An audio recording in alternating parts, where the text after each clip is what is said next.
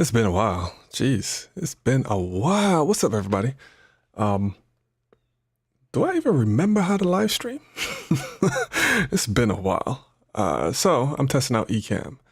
So ecamm has this new update, and it allows you to stream 16:9 and 9:16 simultaneously. So, you know me, I'm gonna try to break this thing. I'm gonna try to do everything that I usually do, and I wanna see how good this is. Now, if you're on YouTube, there's two modes on YouTube right now. I gotta make sure I'm in the center of the frame. So there's regular 16:9 if you're watching it on a big TV, and if you're watching it from a phone, you should also see it in 9:16, which is pretty cool. And I have my own layouts and everything. And now I get to test how comments look. Whoa, yes, sir. Okay, I just need to fix that a little bit on the 16:9. Hold on real quick. Boom. Let me shrink that. And boom. Make sure it's right there. And yeah. Okay, that's how it looks. That's how it looks. Very nice, very nice, very nice, very nice. And the cool thing about this is that the 9:16 mirrors what's going on the 16:9. So I don't have to do a whole bunch of extra tweaking and etc., which is cool. This is nice. All right, so let me do some switching. Boom. And let me try out some sound effects, because everything should sound pretty crispy. Yeah, this is dope. This is dope. This is dope. All right. So let me watch a YouTube video now. Now, I saw this YouTube video in my timeline. It's a video guy talking about audio, and he's talking about the beginner or the essentials of audio gear that every filmmaker should have. Me not being too much of an audio guy, but I hang around audio guys, so I know a thing or two, and I'm gonna just tell you what they tell me. Audio is probably one of the most important things. It's not probably, it is the most important thing when it comes to high-end production. So if your video looks good, if your lighting is good, but your audio is bad, you're gonna turn off a lot of viewers very quickly. But if your audio is really crisp and your video not so much and your lighting not so much, you might get a few stragglers. A few people will stay on because the audio is really crisp. We got some comments. Are you Christian? Yes, I am. Yes, sir. Yes, I am.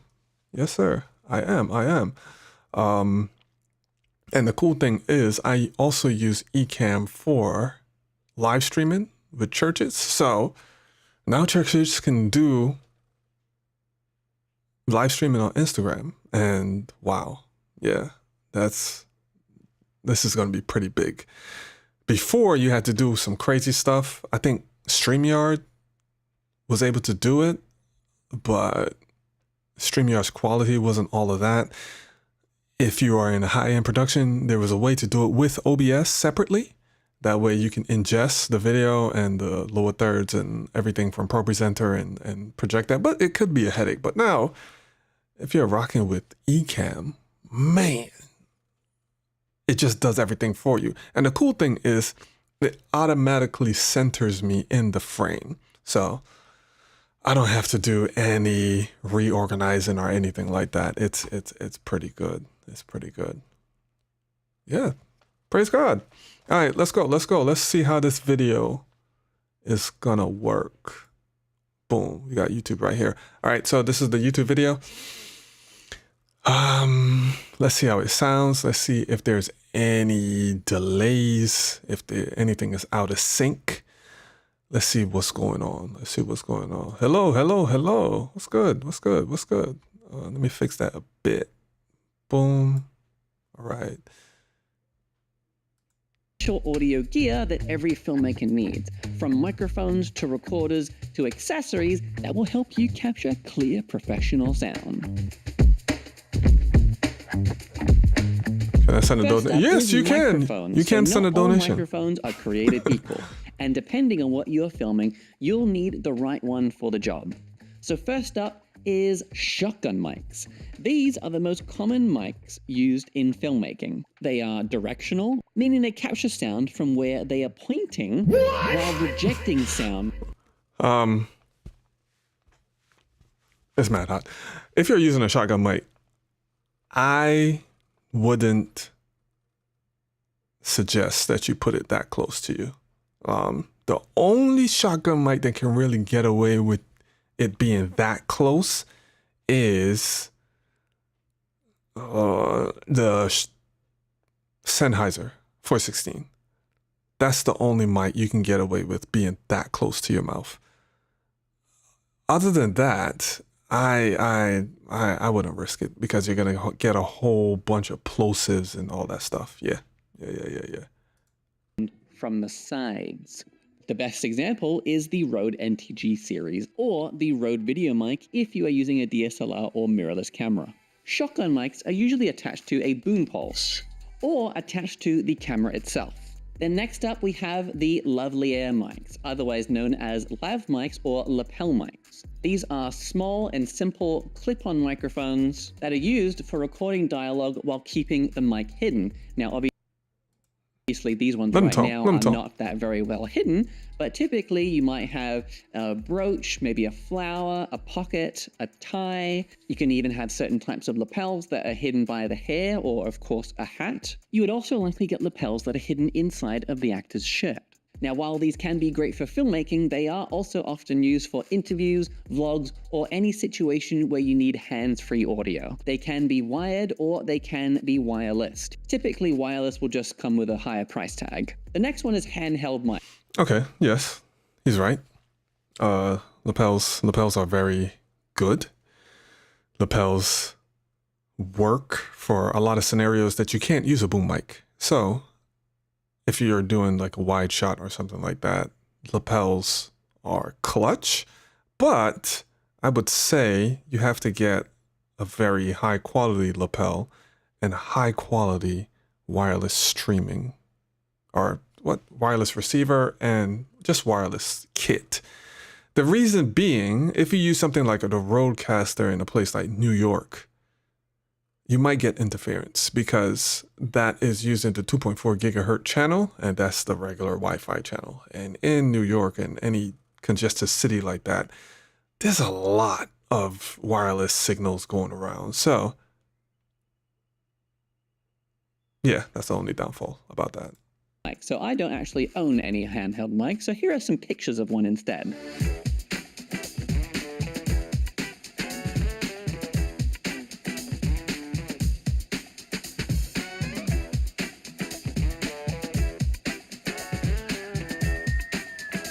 Handheld mics are mainly used for live events, interviews, or on-the-go filmmaking. If you are doing documentary work or man-on-the-street interviews, a good dynamic handheld mic is your best bet. Now, if you're using external microphones, then you'll need something to actually record your audio.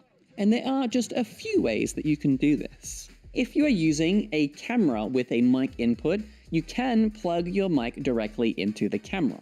But this isn't always the best option because built-in camera preamps can be noisy. Instead, most filmmakers would use a dedicated audio recorder like the Zoom H6 or the Tascam DR40. These give you a higher quality sound and more control over your audio levels. Now, for a couple of options that are a bit more affordable, you could start with something like the Zoom H1N, or you could use the Zoom F3. Now, if you are looking to upgrade your audio gear, one brand that I've been using for over a decade is Rode. Rode is the most popular brand in the world for film audio gear, and they make high-quality microphones for all levels of filmmaking, whether you are a beginner or a pro. So if you want... A little pushback.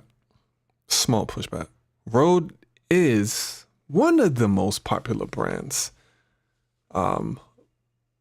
It's one of the most popular consumer brands.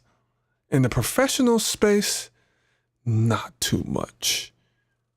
You would see more 416s than Rode mics. Rode mics are usually looked at like the beginner mics. It's not saying that they're bad. You just get a better sound from a 416. And a 416 isn't the best professional mic there is out there either. I mean, you have stuff like what is the 4017B, which is from DPA. You also have like the Sheps, the Sheps CMIT 5U. That's also really good. I think that's the top. That's like the Mercedes or the Rolls Royce of microphones. That mic is great. It's great off axis. It's great for being directional. It just has a really good pickup pattern, and it's more forgiving when you go off axis. 416, not too much. The Rhodes, like, I'm not against Rode. I have a Rode mic, but it's not a boom microphone. I have a Rode NT1, 5th gen.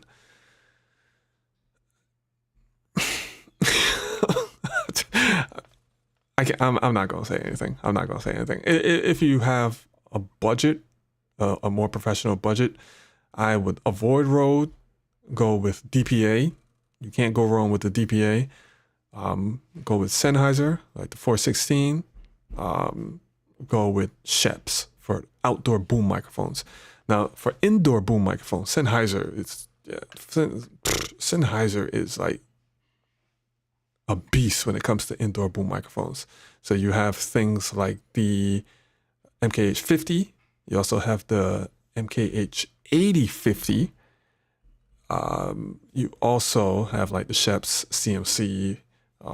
That's also good. But the MKH50 is a pretty good all-around mic. If you want to support the channel and you need to grab some new audio gear, then check out the link in the description. Getting your new gear through that link will support the channel and help us keep making... All right, bro. You advertising? more videos just like things that will help you get. Okay, for recorders now, he said the Tascam and the Zoom. Tascam and Zoom is pretty okay. The Zoom is better than the Tascam. The Tascam is not as clean as the Zoom, but a level above that is the sound devices. Now, if you can get a MixPre 3, I know they're really expensive now, but a MixPre 3 or a MixPre 6, man, you are set for probably 15 plus years. I ain't gonna lie to you. The MixPre is one of the best field recorders out there. Now, above that, you have things like the 888 sound devices 888.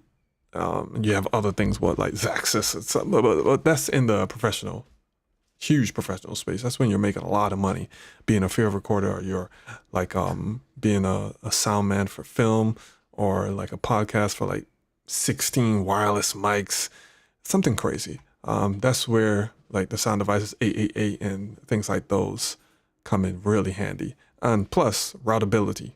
If you have Dante, all that stuff, yeah. Even better sound. One that I've already mentioned is the boom pole. If you're using a shotgun mic, a good boom pole lets you position the mic closer to your subject without getting it in frame. The next thing you'll need is wind protection. If you are filming outside, wind will ruin your audio. A simple phone cover helps, but for stronger winds, you'll want a dead cat. No. I mean this kind of dead cat. This will help you get clean audio even on a windy day. Then of course you're going to need some XLR cables and adapters. Many professional mics use XLR connections instead of the 3.5 jacks, so you may also need an adapter or an interface to connect to your camera or recorder. Last but not A little pushback.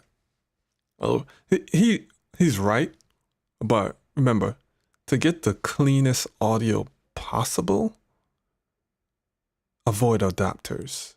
Avoid adapters, because your sound is going to be as good as the weakest link. So if you get a fancy microphone and you get a really good recorder, but you get a cheap microphone from like Amazon Basics and you wonder why there's like cracking and buzzing inside of your audio recording, you're only as good as your weakest component.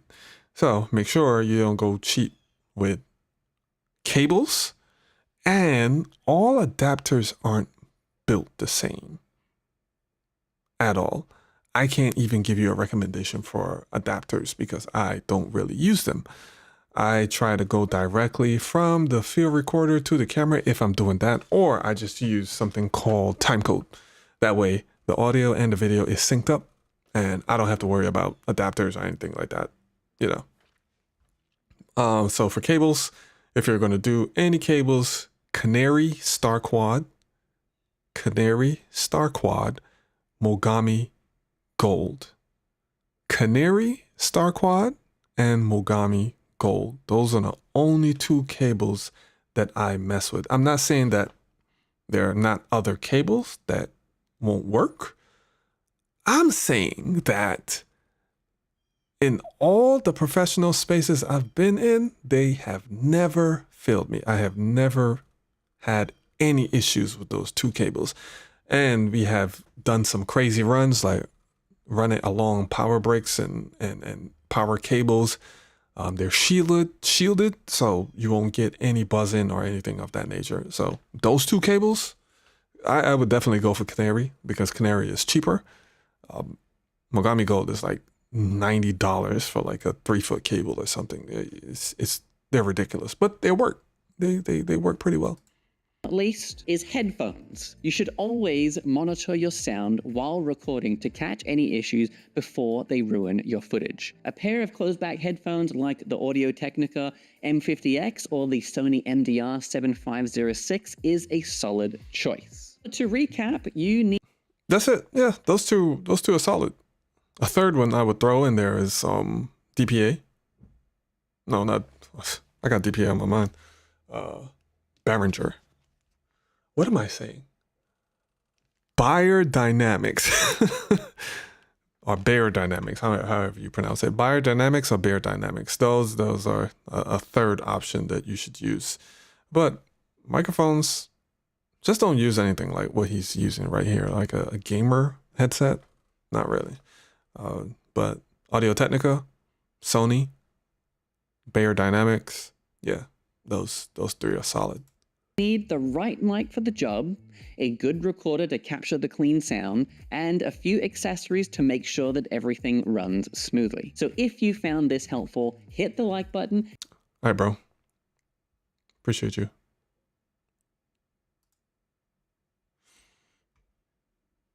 That was a cool video. I wonder how it is.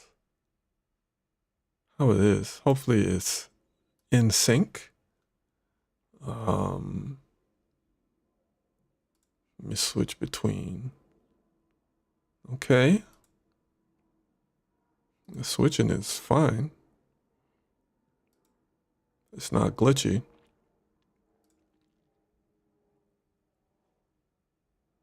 All right.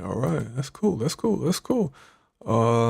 see another video. Okay, also, ecamm also recommend that you use like a Mac with Apple Silicon. I'm using an Intel, and it's holding up pretty well, you know? It's holding up pretty well. All right, what other videos? Filmmaking. How about live streaming? Let's get into essential gear for live streaming.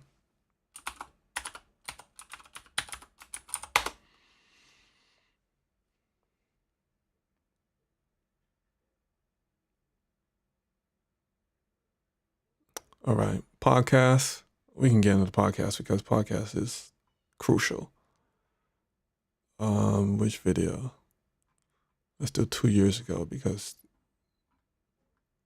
that equipment will be more up to date. And then we'll do live streaming. Boom. Imagine being able to build anything just by thinking about it. Meet Base 44. There are over 5 million podcasts out there right now. And you might wonder, with that many, how can I make my podcast stand out? Okay. I can already hear by how he sounds that he kind of knows what he's talking about. Like when you click at a video and people are talking about sound and they sound good, you should listen to them. Now, well, I've got more good news. Over 460 million people listen to podcasts every day, and nearly half of the 5 million podcasts only have 3 episodes. So if we divide the total number of listeners by the number of podcasts that are actively posting, your podcast could attract a significant audience. But how do you attract those listeners? Well, if you're asking those questions, then you are in the right place, because today I'm going to cover what you need in order to create a good podcast, and I'm going to break it down into 3 categories: the essentials, optional equipment, and what I use.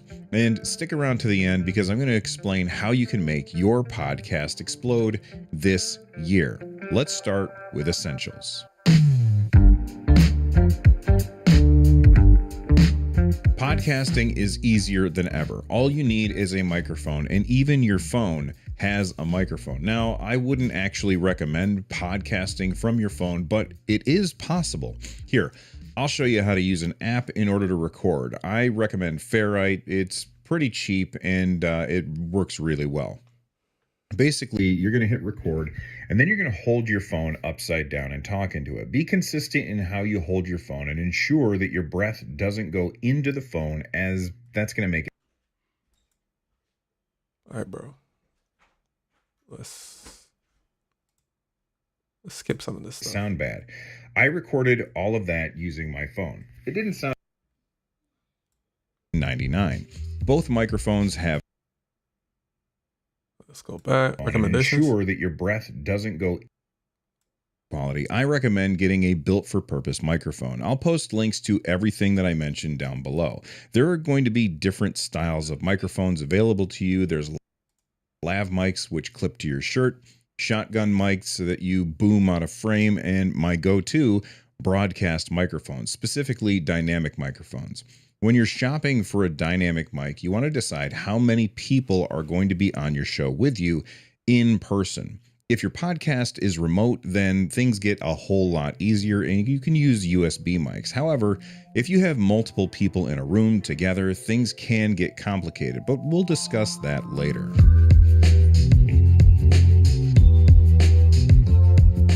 If you're alone in a room, either on a solo podcast or a podcast done remotely, a USB mic is going to be fine. They've improved a lot over the years.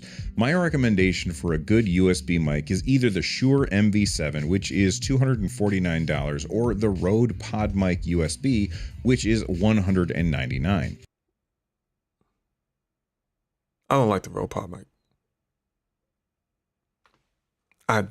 It's just me. I don't like the Rode Pod mic. I don't like how it sounds. I don't like the Rode Pod mic. Both microphones have both USB and XLR, which we will talk about later, so you can use them. If you're doing a Rode, I would do the NT1. Is this an NT1? Yeah, the NT1 5th gen. I would do the Rode NT1 if you're doing a Rode mic. Rode Pod mic, no. With different settings. They also have a headphone input on the back, so if you've ever wondered why video podcasters tend to wear headphones when they're talking to people in the same room, it's so that they can hear how they sound. This is called monitoring. Wait a minute, is the Rode Pod mic $200?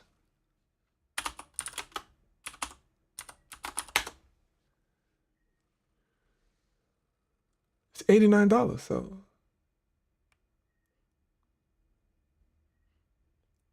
So he was doing the USB and XLR version. For $200, I would not buy a Rode Pod mic. Definitely not. To start a podcast with a friend, you're each going to want to invest about $200 if you want to go with the Rode Pod mics. Then do the show remotely. For remote podcasting, I use Riverside.fm. It's absolutely amazing. You send a link to your guest, they show up, you record, it edits everything for you at a super high quality. It's very highly recommended, and I use it all the time. Link down below. Besides microphones, you're also going to need headphones. If you already have headphones, you can skip this part, but I've been using the Audio-Technica ATH M50X for years. Good headphones. I mean, you can't really go wrong with headphones unless they're like really basic. You can't really go wrong with headphones. I've seen plenty of power banks over my 15 years of reviewing tech, but this Ridge one quickly became a favorite. So this, a 10,000.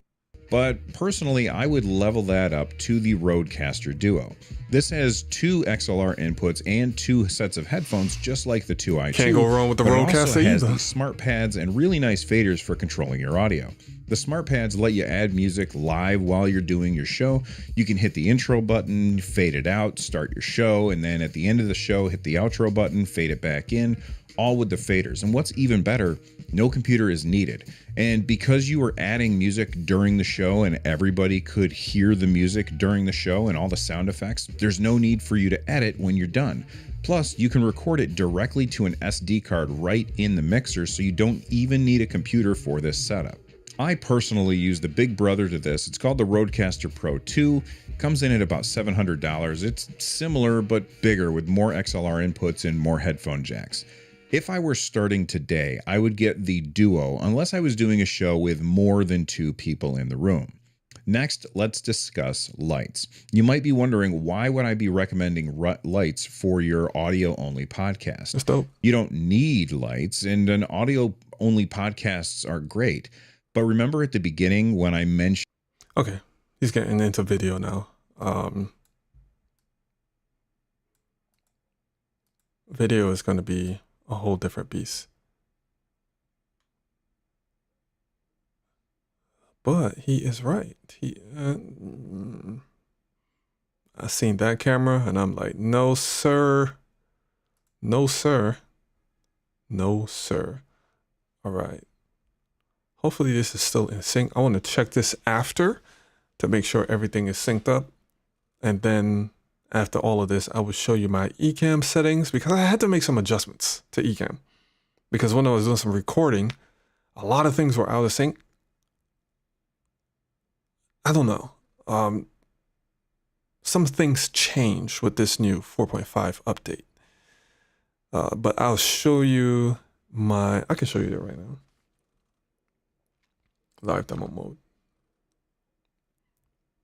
All right. I don't know what you can see. How am I going to do this now?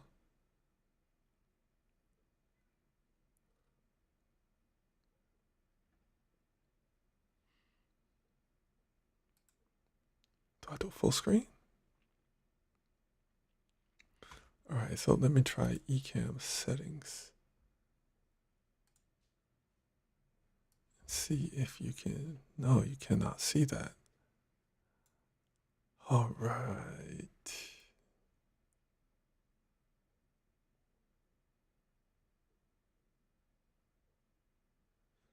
There's no way to change live demo mode. All right, I'm gonna just go through the settings and the options that I have for ecamm. I'm sorry you can't see it.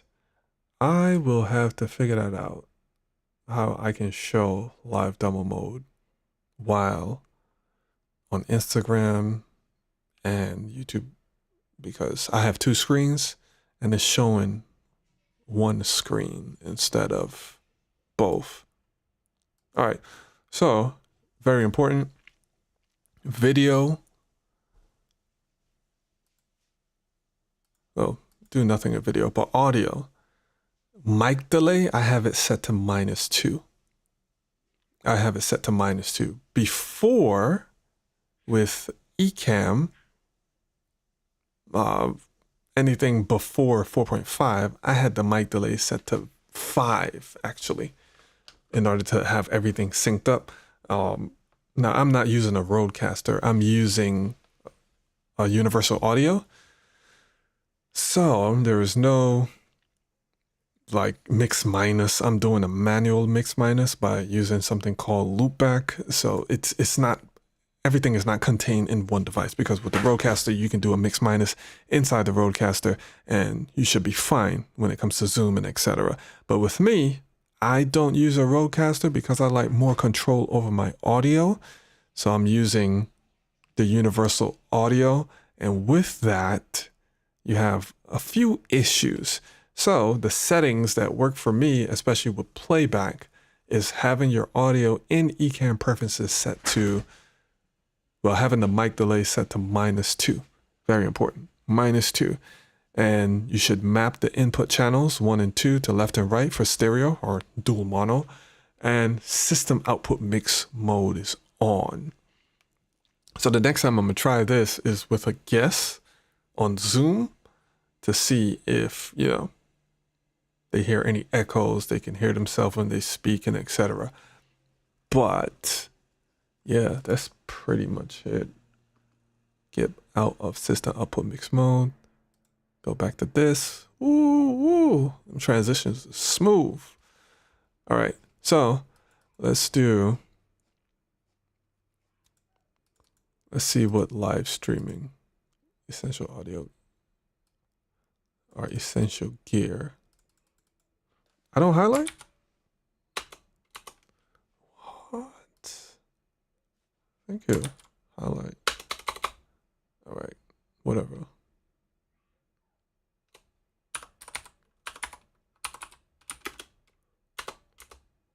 Essential gear for my stream.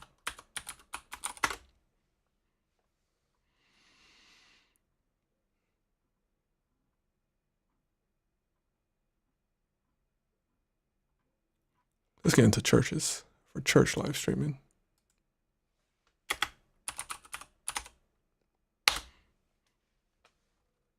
Let's see. Budget. The 955 church streaming setup that beats 10K systems. This is clickbait. I'm telling you, this is clickbait. Oh, this is clickbait. I shouldn't click that video.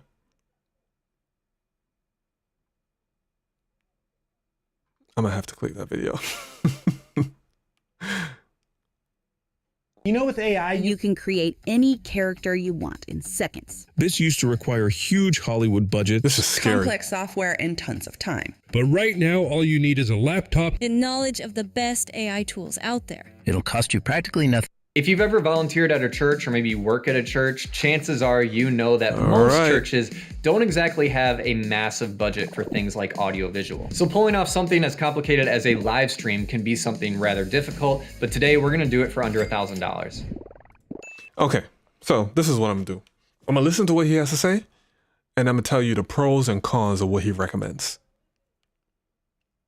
That's fair, because I'm not bashing or anything like that. But he has a really big claim saying that $1,000 live stream setup can beat a $10,000 live stream setup. Let's see what he has to say. How's it going, everybody? My name's David. I'm the head video editor here at ReachRate, and we like to make content that helps out churches and nonprofits all the time. So if that's the kind of thing that... First red flag, he's an editor. But benefit of the doubt. There are a lot of people in church that are multitask. They have many skills. But saying that you're an editor and recommending live stream gear, that's a red flag. You're interested in, make sure to hit that like button and then subscribe so that you're notified every single time that we release a video. Now, it's pretty common here on YouTube to do things like do X, Y, and Z for under this amount of money. But I don't really like those videos because they typically go at it with an approach of using whatever is around you or accessible to you, and they just assume that everybody has those same things. In terms of a church live stream, I've even seen videos on YouTube talking about how to do it for under $1,000, and the first thing they say is your camera is just going to be your cell phone. Not only do I feel like that's cheating, but I kind of feel like when I've worked in audiovisual at a church, I've always wanted to make sure that everybody... All right, bro. I'm gonna fast forward this. Zoom, zoom, zoom, zoom, zoom, zoom, zoom, zoom, zoom. All right, let's start right here. If you want, but the one thing you will need that I'm assuming you already have is a computer that is going to be running your slides from. You are also going to be live streaming from this computer, but we're going to talk about free software that can do that in a little bit. First things first, we're talking about the... Let's go back. Okay. Spot Tail Air as our main camera. This is a PTZ camera, which stands for really good options here. Now, disclaimer, you can consider this cheating if you want, but the one thing you will need that I'm assuming you already have is a computer that is going to be running your slides from. You are also going to be live streaming from this computer, but we're going to talk about... I don't recommend that. I don't recommend running the slides and streaming from the same computer. The reason being is that if that one computer goes down, everything goes down. Everything goes down in the church where you're needing the slides. Everything goes down online as well. So you need to have two computers, one for slides and one for live streaming. Live streaming computers should be separate on its own, and it only deals with live streaming. About free software that can do that in a little bit. First things first, we're talking about the OBSBot Tail Air as our main camera. This is a PTZ camera, which stands for Pan, Tilt, Zoom. It gives you the capability to fully control it, turn left and right, actually zoom in and out on the pastor. It's great for people with really light budgets, and then also people that are really light on their audiovisual team that only have one person to control cameras. We actually have a video on this channel where I use it a little bit more in depth if you want to check that out and you're curious, but you can actually control this from an app on your cell phone. As mentioned earlier though, I don't love people having to use their cell phone for the church service, and so you can also operate this off of the software that comes with the camera that would be on your PC or your Mac. Now the next thing you'll need is a cable that actually... Okay. OBSBot. Cool camera. Cool camera. one thing he neglected was you need a lot of light for that camera. If you don't have a lot of light for that camera, it won't look good, especially when it zooms in, because when it zooms in, it's using optical zoom. So it's using digital zoom, or it uses a bit of optical zoom and then it's going to go into digital zoom. Now, digital zoom is software, and that's where it looks really grainy and etc. So you need a lot of light for that.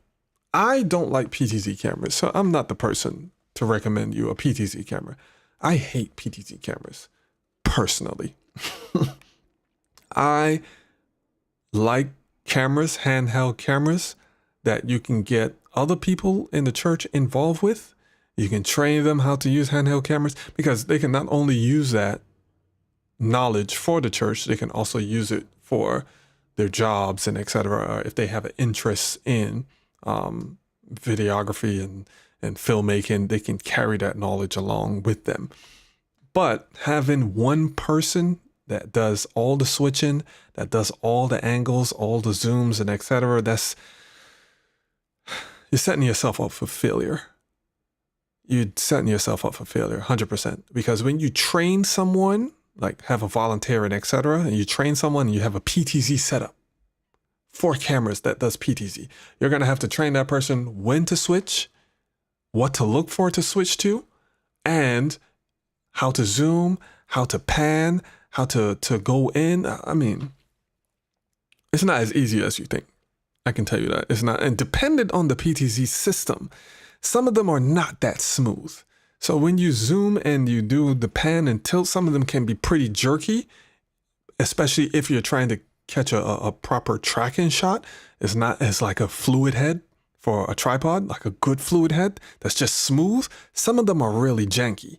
So it's not going to work out well. And my third gripe is when you're teaching someone, you can't really teach youth how to use it. Like probably like a 10-year-old, 10 to 15. If they're not that interested in it, you can't really teach them. So you're kind of shutting out one of your main resources in the church with a PTZ setup. That's just my experience. I don't like PTZs. Actually runs from that camera. I'm including a 50-foot HDMI cable today. A couple things though, I would recommend going with something like a 20-foot HDMI cable or less if you can get away with it. Anything over 20 feet, usually you're gonna have a couple problems, but my church did it for a while and we just kind of had to work through the kinks. I know some of you guys are in a tight spot and need that length, so I'm including the 50-foot today. And this is actually one with a micro HDMI adapter with it to kind of pair with that Osbot Tail Air. Okay.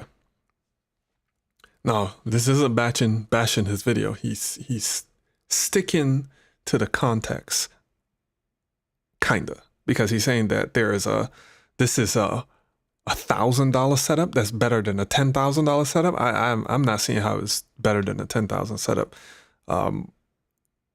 Everything that he's talking about, I've dealt with in real life, in the field. These micro HDMI cables break so easily, and you will hate having to troubleshoot in the middle of service when your camera just cuts out. The reason being is because these micro HDMI cables, any camera with a micro HDMI port, I would not rely on it for a live stream service at all. I'm sorry, at all. I've had too many different cameras and they all failed. They all were janky. They all wiggled. Something happened and the feed just went down. I would recommend full HDMI port. That's better, but as he said, HDMI has a limit. Now, if you're doing a really long run, HDMI won't work. Anything probably over 50 feet, it won't work. Even 50 feet is a stretch. You'll probably have to do some conversion, which is a HDMI to Ethernet, and you can run it over the Ethernet cable. That's an option, but Ideally, what you want to run is SDI. SDI is more sturdy. SDI is more reliable. And you would hardly get any dropouts. Now, above SDI, you can do stuff like fiber. Now, fiber is dope. If you got the budget for fiber, you should not be watching this video whatsoever. The fiber is for like really long runs, and you can convert it to SDI. If you have a older system, like a projector that uses HDMI, you can convert that to HDMI as well. Fiber is great, but I wouldn't go below SDI. But if you don't have a camera that does SDI as yet, full HDMI. These micro HDMIs will break. I guarantee you. And this one comes in at $46. Now, the next thing on our list is technically optional, but I highly recommend getting this. This is going to be a video switcher. I'm going with the ecamm Mini. The reason why I suggest getting a video switcher is this allows for multiple video inputs to go into it, and then you can switch between those for your live stream to see. So not only does it... Solid. This is a solid recommendation that he said. ecamm. I wouldn't go with this. I don't even know if they sell this version. This is the one that's not the ISO or the Pro. You can tell because it's like missing area right there. It's just blank. The ISO has buttons all there as well. You can't even see because I'm pointing. You can't see. But that area on the right, you see with the Blackmagic logo, and below that is blank. The Pro version will have buttons, more buttons underneath there.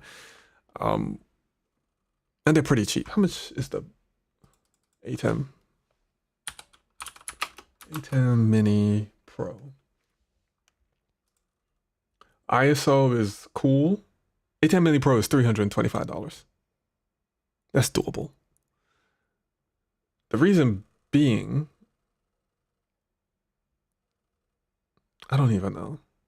I mean, the Pro, you can live stream directly from it, but I wouldn't really do that because you're going to have to route the audio inside of the Blackmagic, which might be an issue because you're going to have to do something for like a 1/4 inch to 1/8 or XLR to 1/8. And those cables sometimes can't be that reliable.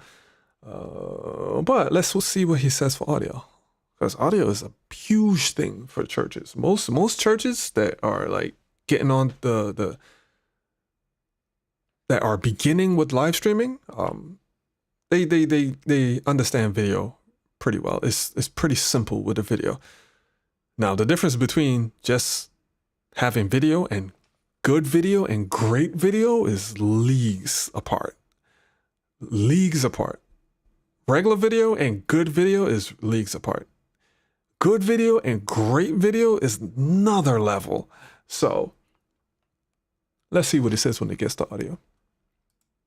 It offer flexibility, but it actually does all of the heavy lifting for your computer. So you're not putting all of the stress of switching all these different video inputs and actually having to like render them in real time. It just helps the workload be taken off of the PC. Okay. If you don't have a choice, if you don't have the budget to have a pretty good PC, or I wouldn't even, bro. I don't think it is an excuse. It depends. I would try to get some sort of donation, because bro, don't go online just for going online's sake. If you're a church and you can't have decent quality going online, I wouldn't go online. For the time being, all churches should not be online. That's a hot take. The reason being, some churches go online and the audio and the video is just not great whatsoever. It's more of a distraction than anything. I would say plan a bit. Raise a special offering just to do it right. I'm not saying you raise a $20,000, $30,000, $40,000 offering. That's not realistic for many churches. But don't do everything from a basic laptop that you pick up from Best Buy. and saying, I'm live streaming. I'm connecting everything to that live stream. I'm getting a dongle, a HDMI to, or USB to HDMI from Amazon, plugging in the camera, and I'm live streaming through OBS, and then wondering, why is the stream so bad? Why does it sound so bad? Why is my computer slow, and etc.? Don't do that. Don't do that at all. What you should do is save for something like a Mac Mini, because Mac Minis, bro, Mac Minis destroy a lot of PCs. These Apple Silicons are no joke. Mac Mini. Now the base Mac Mini is $600, $599, and you get an M4, 16 gigs of RAM, 256 gigabytes of SSD. I would say go to the 512, but I mean, that's bumping up another computer system that you have to buy for like $800. Granted, $800 isn't that bad for live streaming or having a dedicated live streaming computer. But no, go for 512. Nothing below 512. Because if you're saving as well, which you should be sending out the live stream to YouTube or Facebook. Well, you're sending it out to YouTube, but you should also be saving a copy to the local drive as well. So I would say get 512. $800. A Mac Mini for $800. Oh, I can show that. Boom. There it is. Mac Mini, $800. Can you see that on Instagram? Let me see if I can see that on YouTube. It's small. It's tiny. Let me see if I can zoom in so the mobile phones can see it. All right, that should be better. One more. Yeah, that should be better. $800. M4, 16 gigs of RAM, that's fine. You can do 24 if you want. Me personally, I do 48, but again, if it's a smaller budget, 16 is fine because you're just live streaming from it. And gigabyte, 512. This computer is powerful enough to run OBS, to run ecamm, to run any of those streaming programs. This thing can handle it with no issue. You won't even hear a fan. This small little computer is that powerful. It's a beast. No drop frames, no anything. This will do it for you.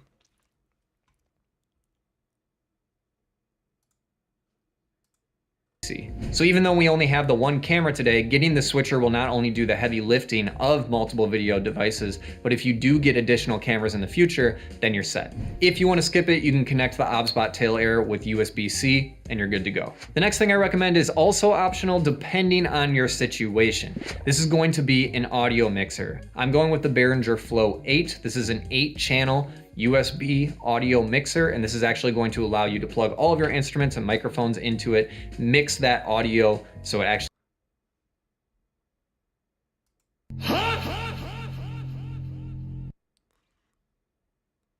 I'm a little confused. Hold on, let's, because I'm a little confused. Hold on. Okay. So he has the camera, and that's going into the capture card, which is one computer. This is what I don't recommend whatsoever, because if this laptop goes down, 9 times out of 10, or 6 times out of 10, it will go down. This is killing your live stream, and it's killing your in-house iMac as well. Like if you have words and etc. No, not at all. But audio, what is he doing for audio? Okay. I see what he's doing. So he is running the audio in the mixer, and then running that audio from like a bus or a matrix into the camera. And the camera is pushing that out into the computer. Okay. Okay. Now, depending on your camera, depending on how good the preamps are, your audio will sound as good as what the camera can push out. Now, if the mix is a little hot, it's going to clip the camera's audio easily, and that will send that out to the live stream. That I don't like. There's too much risk in this just to have a lower budget live stream setup. There is a lot. Yeah, there's way too much. Now, and if he's streaming from the ecamm, he's gonna connect the audio device, which is this mixer, into the, what would he do? Would he connect it to the camera, then connect it? No, he would have to connect it to the, you have to connect it to the ecamm. And then connect the camera to the ecamm. So what is this video capture device? Okay, this video capture device has to be the ecamm. It has to be the ecamm. I mean, it looks like the dongle that you're finding from Amazon, but this video capture device has to be the ecamm. So if that's the case, from the board, he would have to use an XLR or 1/4 inch, because a lot of the boards have combo jacks for outputs. So you have to do like a 1/4 inch or XLR to a 1/8 or 3.5 millimeter.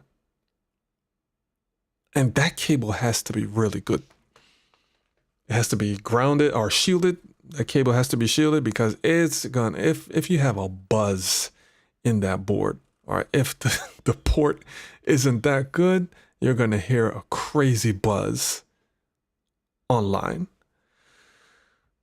Actually sounds nice and balanced, and then that entire mixer plugs into your computer. It goes for $179, and this really is a good deal. But if your church is like mine and you already have a soundboard or audio mixer that can do a separate mix going to your live stream, then you're covered there. You don't even need this. The next thing is small, but I'm adding it in here and it will come into play a little bit later. But don't forget to get an actual stand or tripod for your camera. I'm actually just going to include these light stands from Amazon. I found a 2-pack for $29, and remember, this is a PTZ camera, so all it needs to do is sit stationary and it can already like tilt and move around for you. These are a really good option. They're really small, they're really lightweight, they're not an eyesore. They're perfect for those cameras. And this is a 2-pack, so you have an extra one, which we'll talk about in a little bit. Now the last no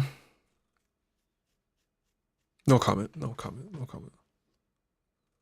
Matter of fact, comment. Those stands from Amazon, I mean, they're only $30. So just know that you'll have to replace them if you get a heavier or bigger camera. Or you can repurpose it for like a light or something like that, you know. When you go to the next level and do like pre-recordings for like announcements and etc., you can use those as light stands. Hopefully they can support that.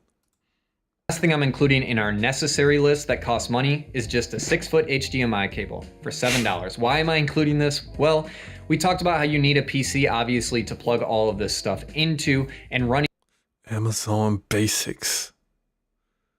Not all HDMIs are created equal. At least if you're going with HDMI setup, if you're going with the HDMI method, please don't do Amazon Basics. Let me show you what HDMI to get. Let me show you what HDMI. Was it NTW? NTW HDMI.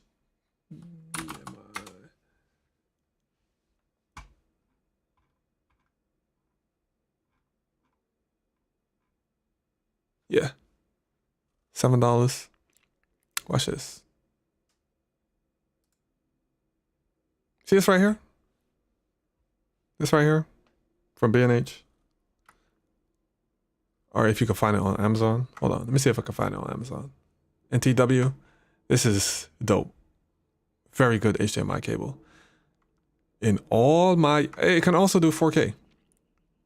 Some of them can do 8K. In all my years of live streaming with HDMI, because I still use HDMI for some things, like for connecting a laptop and etc. I still use HDMI in my streaming case. So HDMI is still useful, even though I use SDI. I still use HDMI because my switcher is SDI, but I still have to convert it to HDMI in order to ingest cameras or other devices that would use HDMI, like an iPad. You would use a USB-C to HDMI, stuff like that, or Apple TV. You would need stuff like that. These cables has never let me down, ever. They're solid. The only negative thing that I have to say about this cable is that this thing right here, the connector, these are massive. So certain ports they won't fit into. Like for instance, if you have like a Teradek, how the Teradek is set up with the HDMI port, this can't connect to a Teradek because the way it's positioned in certain other devices. That's the only caveat about this. There's another HDMI. HDMI, 8K HDMI cable. It's a thin one.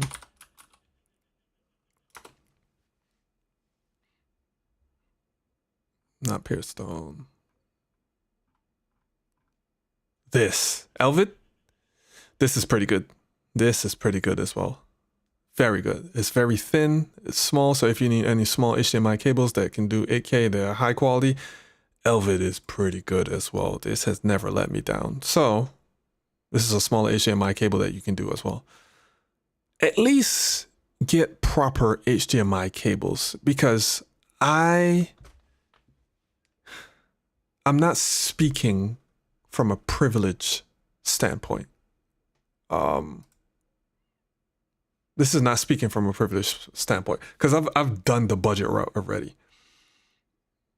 And I'm in the professional space, or the buy once, cry once space. The reason I'm in this space is because the money that you save in the lower budget items, you will spend heavily on time setting it up, time troubleshooting. A lot of people don't account troubleshooting in this equation. And boy, you will spend a lot of nights trying to figure out what happened, what broke, or trying to figure out how do I do such and such, because the pastor or someone else or some speaker is going to come along and he's going to want you to do certain things and you can't do it with your current setup. But since you're on a tight budget, you will have to figure out, how am I going to Frankenstein this thing in order to do what this person requests? And it's never a good thing, especially last minute. It's never a good thing. From your PC that's running those slides for worship and scriptures, you're going to want to run an HDMI cable from your PC to your video switcher. Now you actually have two video signals in your video switcher you can switch between. So when the pastor is talking, you have video of them. And then when they bring up a scripture, you can switch to that scripture, taking up the whole screen. You can also do like the lower third that shows up while they're speaking and still have video of them, but that's going to depend on your presentation software. And we cover more of that in this video. Let's move on. So we're still under budget and we'll talk about that in a minute, but you have all this stuff. What do you actually do with it and why is it all plugged into your computer? Well, to actually live stream and make sure you can display all of this and actually capture it, you're gonna use OBS. OBS is a free open broadcast software. This is available for both Mac and Windows, so you're covered there. But you actually add all of your sources into OBS, and this is where you compile what your live stream is going to look like. The reason I suggested things like a video switcher and an audio mixer, it just makes it so much easier to add these into OBS and just do all of this stuff externally and do the heavy lifting there, and OBS can handle it really well.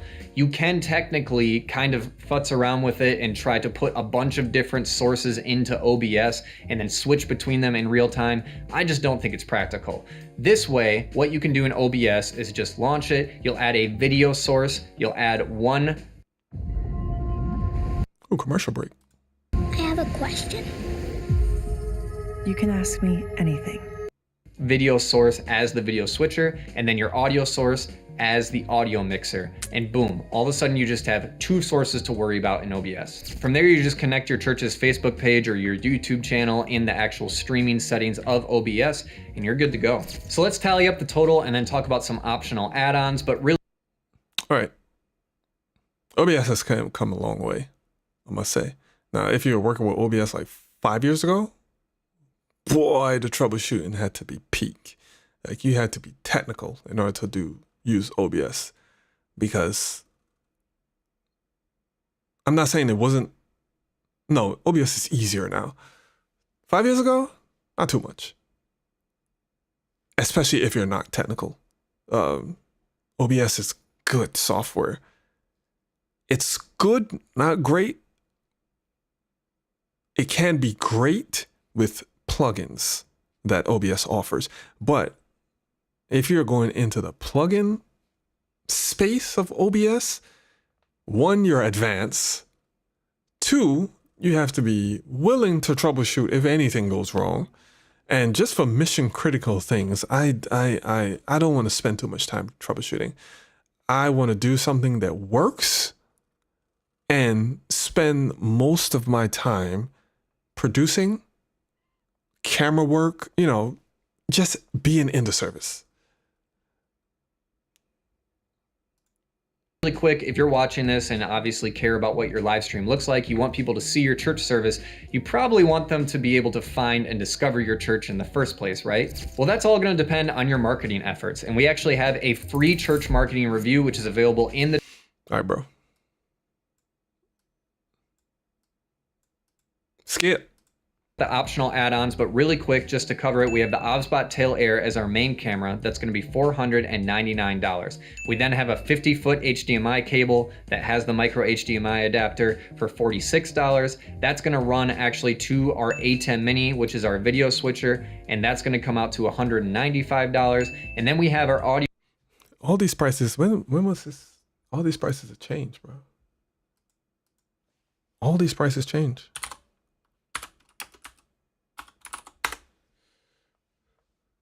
I don't even think you can find the original ecamm Mini anymore. Yeah, it's no longer available. You have to buy used. So it might be cheaper. Audio mixer, the Behringer. Is the OBSBot Tail Air still that price?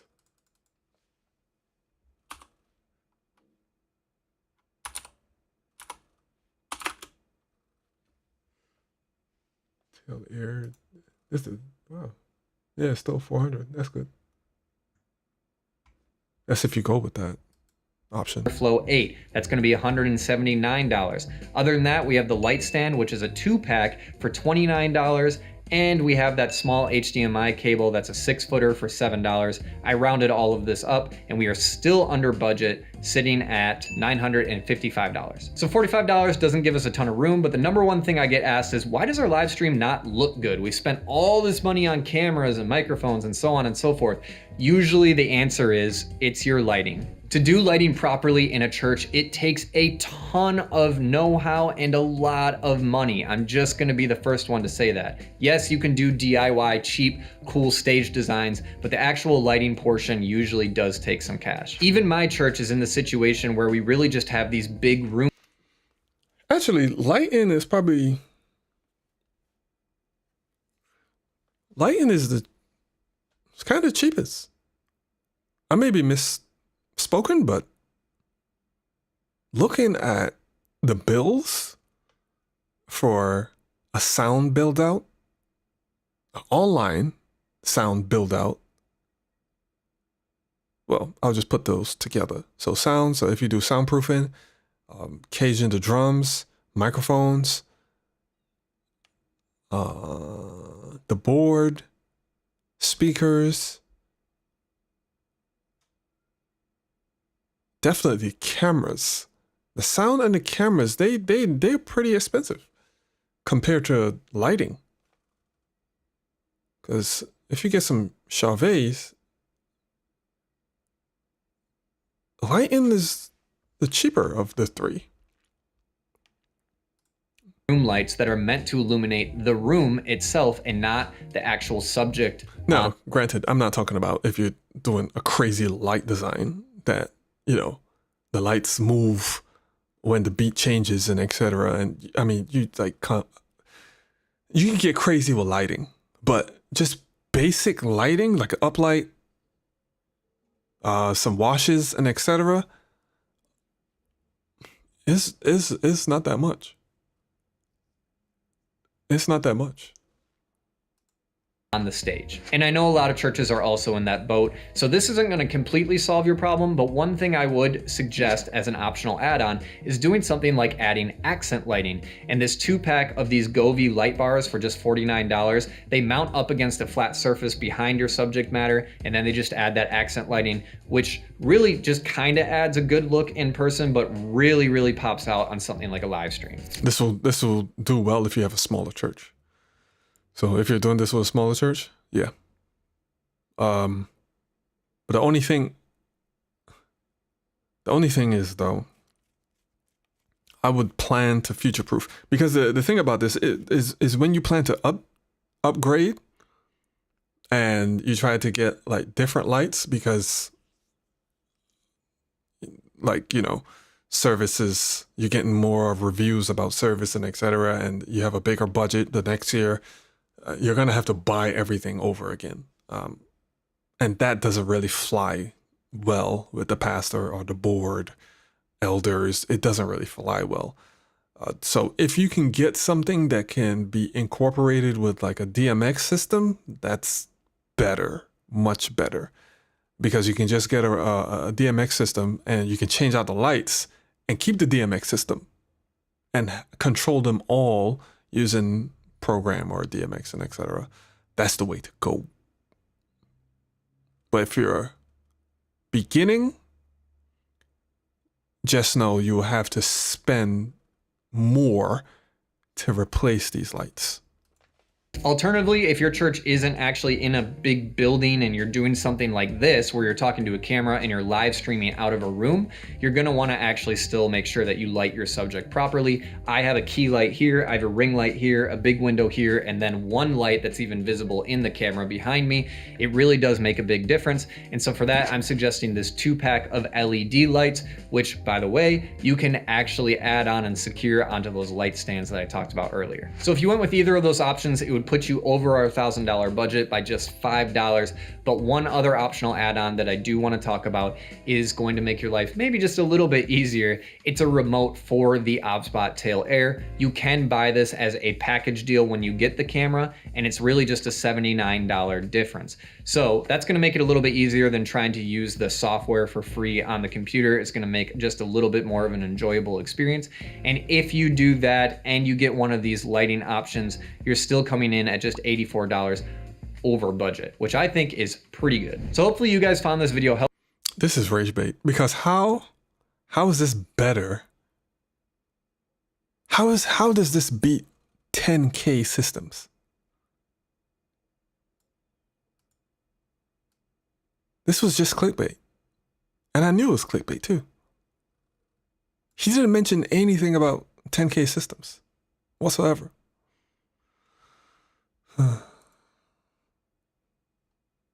He's just doing it for the views.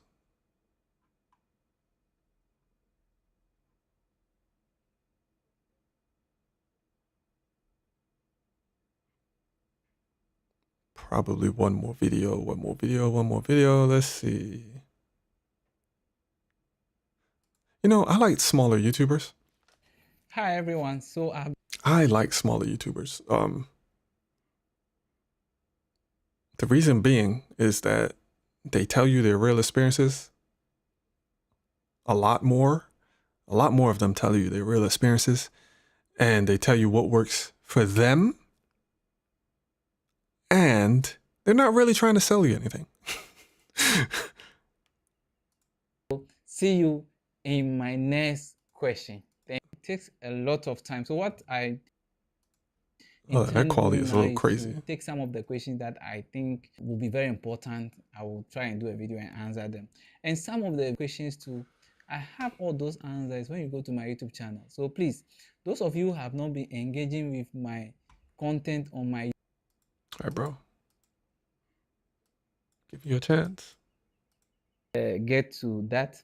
Now, the first thing I normally say is that if you have a phone or if you're low on budget and you have a phone, you can start. Why is this 360p? Why can't I go higher than 360?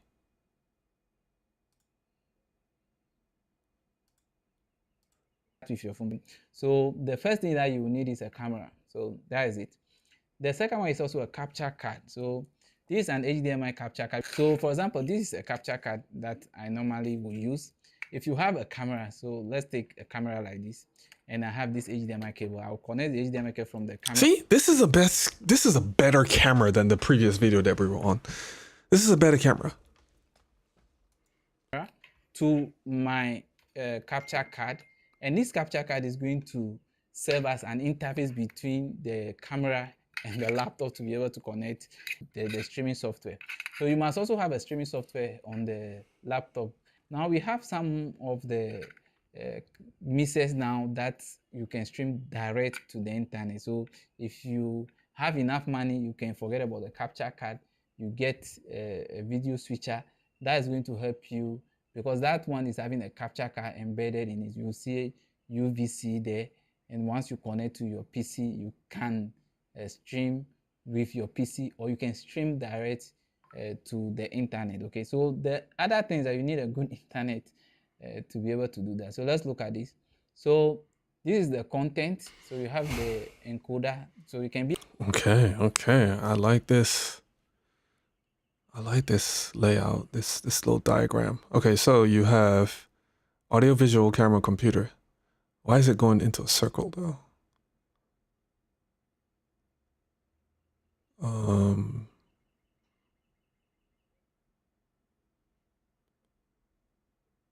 What is the microphone going into? Well, the microphone has to go into... What is the microphone going into? It has to be the board, right? That's the only thing. I'm a little confused because I see that the laptop is going to the cloud. That's how you're streaming. Huh? So why is the encoder here? What is the encoder doing? Is the laptop going into the encoder as well?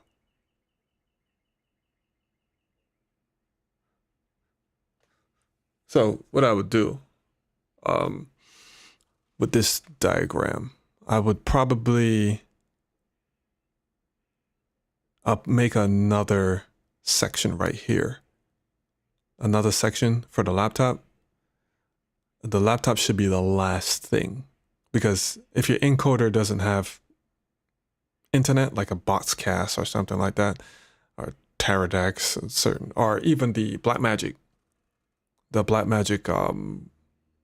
streaming encoder. Yeah, this doesn't make sense, really. So, depending on what the encoder is, the encoder would be behind the laptop. If the encoder doesn't have internet, or if the encoder doesn't push out the stream to the internet. If the encoder does push out the stream to the internet, the laptop will be behind the encoder. So that's why I'm confused why he has a line going from the computer straight to the internet with software. So it's the software for the streaming?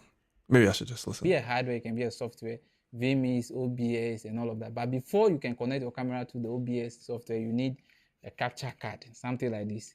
And then you need a camera. It can be any camera. We have the consumer camcorders, which is not that professional. And then we have the professional ones. We have the mirrorless and then the DSLR cameras. So any of them that you want to use, you can.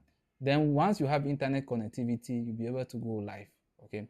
So sometimes if you have enough money and you get something like this, let's say you have ecamm mini. Okay, here we go.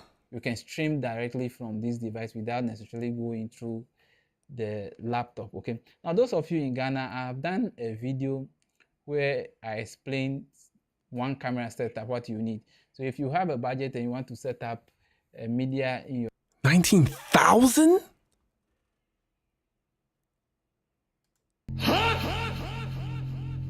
Okay, that's not dollars. I'm like, okay, whew. For a Canon XA, oh, okay. Almost got a heart attack. You want to use Canon SA11. You need one video camera, you need an HDMI cable. Then we also need converters. So some of the cameras are using mini or micro, so you need to convert it. So you have the connectors, then you get some shorter HDMI cables. Let me see if I got my Keynote. Very short, okay. Then you can also get a switcher. They are not expensive these days. They are not expensive. So you get that one, you get a screen, you get a tripod, and then you get 64 gig SD card. And then you also get Type-C cable. So I think this is all bringing the cost to 31,060 Ghana cedis. If you are not in Ghana, you're in Nigeria, Kenya, please, you can look at the items and then find out the prices in your local market, and you'll be able to come up with a good budget to start with. So the basic equipment that you need to start live streaming in your church is a camera, which is the first one. You need a capture card or a switcher, okay? Some of the switches have the ability to encode, and then they also can send the video as a webcam, okay? That's why you need to connect it to your PC. So sometimes you don't even need a PC, but you can still go live if you have a good switcher that can go live, okay? Then apart from that, there are other things that will come in later, but the basic one that if you want to start is a camera, capture card. You have a laptop, a good internet, and you are good to go, okay? So if you have any other answer apart from what I have given, you can leave it in the comment section. If you also have a question you want me to do a video and answer, I'll try and see. If I don't know the answer, I'll go and research, or if somebody knows the answer, they will reply you. That's one thing I like about my page. Sometimes I don't answer, and I have a lot of people with so much knowledge coming in to help me to answer. So, all right, it's a pretty solid vid, straight to the point. It's just that one thing that was a little confusing. That was it. See you in my next question. Thank you. Ooh. Yeah, it was just that one thing that was confusing.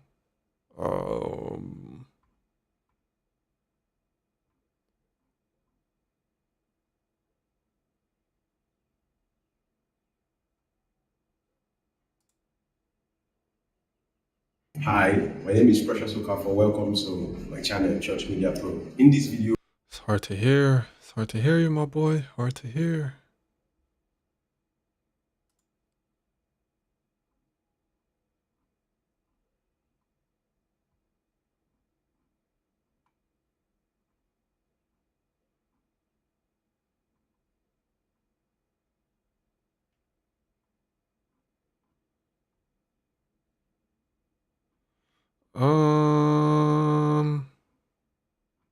That might be it. That might be it. That might be it. All right, cool. That's it for right now. So ecamm tends to be holding up still. Haven't had any sorry, excuse me. Haven't had any weird stutters or anything like that. Excuse me. It seems to be focused. It seems to be pretty good. It seems to be fully operational still.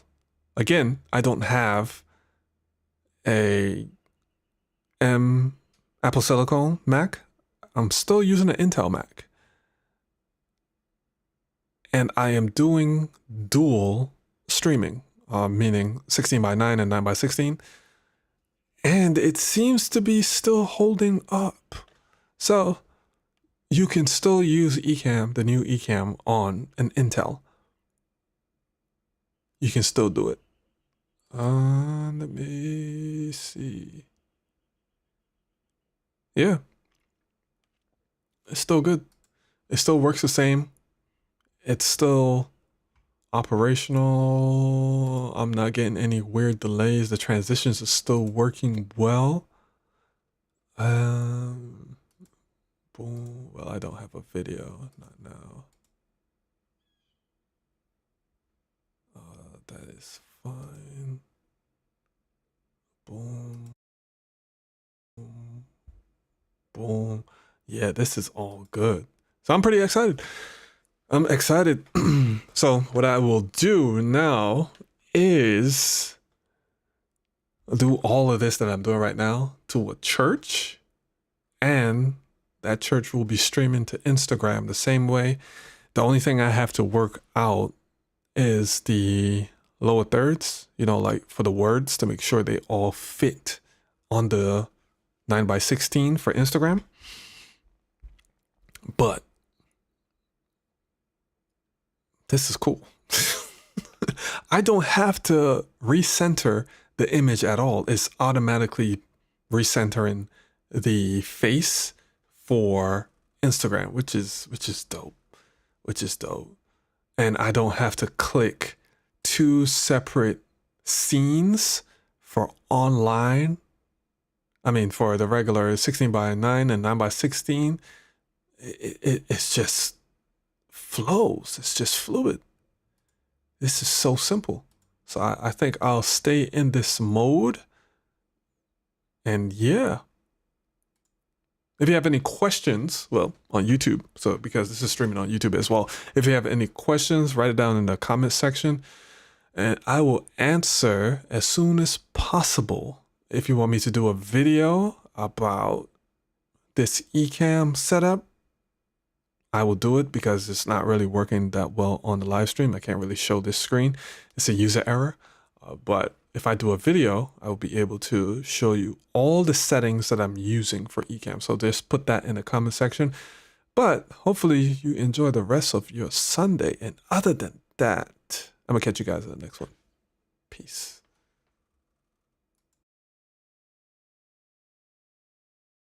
Thank you.